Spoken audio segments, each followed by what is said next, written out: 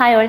PSCയുടെ ഇഷ്ട സബ്ജക്റ്റായ കലാ സാംസ്കാരികം രംഗത്തെ സാംസ്കാരിക സ്ഥാപനങ്ങളും അവയുടെ മുഖപത്രങ്ങളും ആസ്ഥാനങ്ങളുമാണ് ഞാനിപ്പോൾ നിങ്ങൾക്ക് മുന്നിൽ ക്ലാസ് എടുക്കാൻ വേണ്ടി പോകുന്നത്.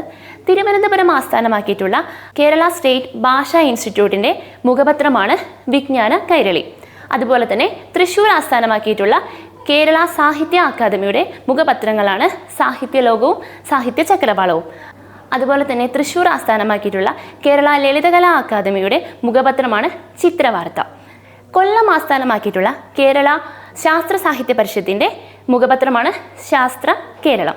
അതുപോലെ തന്നെ തിരുവനന്തപുരം ആസ്ഥാനമാക്കിയിട്ടുള്ള കേരള ബാലസാഹിത്യ വകുപ്പിൻ്റെ മുഖപത്രമാണ് തളിര്. തിരുവനന്തപുരം തന്നെ ആസ്ഥാനമാക്കിയിട്ടുള്ള കേരള വനം വകുപ്പിൻ്റെ മുഖപത്രമാണ് ആരണ്യം. ആരണ്യം എന്ന വാക്കിന് കാട് എന്നൊരർത്ഥമുണ്ട്. കേരള ജനവകുപ്പിൻ്റെ മുഖപത്രമാണ് ജനപദ്. അതുപോലെ തന്നെ നമ്മുടെ മന്നത്ത് പത്മനാഭൻ്റെ സ്ഥാപകമായ NSSൻ്റെ മുഖപത്രമാണ് സർവീസ്.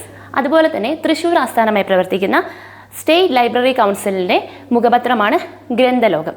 അതുപോലെ തന്നെ ഗ്രാമവികസന വകുപ്പിൻ്റെ മുഖപത്രമാണ് ഗ്രാമഭൂമി. തിരുവനന്തപുരം ആസ്ഥാനമാക്കി പ്രവർത്തിക്കുന്ന കേരള സർവകലാശാലയുടെ മുഖപത്രമാണ് ഭാഷാസാഹിതി. തൃശ്ശൂർ ആസ്ഥാനമായി പ്രവർത്തിക്കുന്ന മലയാളം സർവകലാശാലയുടെ മുഖപത്രമാണ് എഴുത്തോല. നമ്മൾ ഇന്നിവിടെ ഡിസ്കസ് ചെയ്തത് കേരളത്തിലെ സാംസ്കാരിക സ്ഥാപനങ്ങളും അവയുടെ മുഖപത്രങ്ങളും അവയുടെ ആസ്ഥാനങ്ങളുമാണ്. ഇതുപോലുള്ള വീഡിയോകൾ ഇനിയും ഈ ചാനലിൽ വരുന്നതായിരിക്കും. അതിനാൽ ഈ ചാനൽ ഒന്ന് സബ്സ്ക്രൈബ് ചെയ്യുക. താങ്ക്